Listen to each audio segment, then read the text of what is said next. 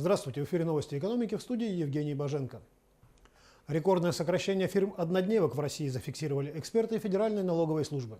На 1 июня их доля составляла 7,3%, 309,5 тысяч от общего числа компаний.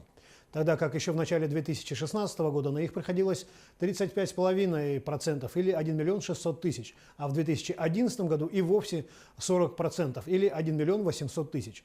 Нынешнее число фирм-однодневок минимальное за всю современную историю. В 2017 году эксперты насчитывали 1 миллион 200 тысяч подставных компаний, в начале 2018 – 528 200. Отказ от использования однодневок в налоговых схемах эксперты связывают в частности с внедрением системы АСК НДС-2 – автоматизированная система контроля за возмещением НДС. Система позволяет в реальном времени сопоставлять сведения о покупках и продажах, выявлять расхождения в декларациях по НДС, а значит и фиксировать серые схемы. Председатель Счетной палаты России Алексей Кудрин назвал возможным инвестирование пенсионных денег, в частности через венчурные фонды, если качественная работа надзорных органов будет обеспечивать снижение рисков. По его словам, аналогичная практика существует в других странах. Насколько наш надзор умеет отслеживать качество работы институтов инвестирования, чтобы обеспечить уменьшение рисков такого инвестирования? Когда мы все придем к выводу, что качество государственных институтов высокое, то это станет возможным, заявил Кудрин.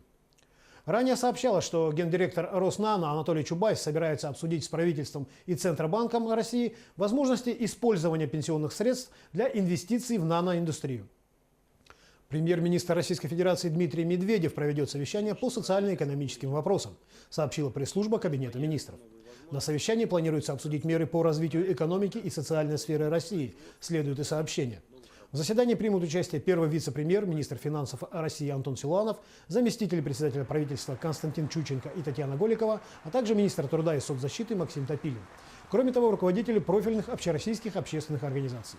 В минувший четверг Медведев сообщал, что в ближайшие 1,5 месяца проведет целую серию совещаний по расходам в основных секторах экономики и социальной сфере. Минэкономики России предлагает внести показатели энергоемкости в систему оценки эффективности работы региональных властей и реформировать работу региональных центров энергосбережения. Важнейшими приоритетами госполитики в секторе станет ужесточение требований для бюджетных организаций и упрощение правил для проектов и энергосервиса, так считают эксперты. Основными инструментами финансирования региональных программ вместо федеральных субсидий могут стать типовые банковские кредиты или новая система поддержки регионов на основе конкурсов. Законопроект об оценке эффективности деятельности высших должностных лиц субъектов Российской Федерации в области повышения энергетической эффективности уже подготовлен. Минтранс и Минвостокразвития подготовили предложение по увеличению на 700 миллионов рублей объема программы по субсидированию авиаперевозок, которая действует на полеты в Симферополь, Калининград и на Дальний Восток. Об этом сообщил министр транспорта России Евгений Дитрих. Не так давно правительство приняло решение об изменении соотношения между объемами поддержки в рамках этой программы, добавил глава Минтранса России, подчеркнув, что это будет первой помощью Дальнему Востоку. В 2018 году на программу субсидирования авиаперевозок было выделено 3 миллиарда 800 миллионов рублей. К 2024 году средняя пенсия в России должна дотянуться до уровня 20 тысяч рублей в месяц. Об этом сказал первый вице-премьер, министр финансов России Антон Силуанов. Ранее министр труда и соцзащиты России Максим Топилин уточнил, что в настоящее время размер пенсии в нашей стране равен 14 400 рублей. В 2019 году она должна стать на 1000 рублей больше. Таким образом, за 6 лет средняя пенсия в стране должна вырасти на 6 тысяч рублей. Счетчики в новых домах предлагают передать в общедомовую собственность. Это поможет устанавливать и содержать умные системы приборов учета с дистанционной передачей показаний. Сейчас, когда решение о выборе модели и покупке счетчика принимается исключительно владельцем квартиры, развивать внедрение умных систем в многоквартирных домах практически невозможно. Сегодня только собственник решает, какой счетчик установить. Также в любой момент он может принять решение о его замене. Кроме того, собственники не хотят платить за установку дорогих приборов учета, а инвесторы не хотят устанавливать технику, которая перейдет впоследствии в собственность владельца квартиры. Инициативу передавать счетчики в общедомовую собственность разрабатывает Ассоциация ЖКХ и городская среда. В ближайшее время предложение будет направлено в Минстрой России. Розничные цены на моторное топливо в России дешевеют в разгар сезона вторую неделю подряд. Хотя снижение не сильное, на 3-4 копейки за литр. Правда, тенденция обошла стороной Дальний Восток. Бензин и дизель здесь, наоборот, подорожали за прошедшую неделю на 15-17 копеек за литр. Ситуацию отслеживает Общероссийский народный фронт. Он принимает жалобы на рост цен как на бензин, так и на газомоторное топливо. Сообщить о заправке ценник, на который по какой-то причине смущает, можно по телефону, электронной почте или через онлайн-анкету на сайте организации. Компания «Алроса» запустила в продажу футбольную коллекцию бриллиантов по случаю чемпионата мира по футболу.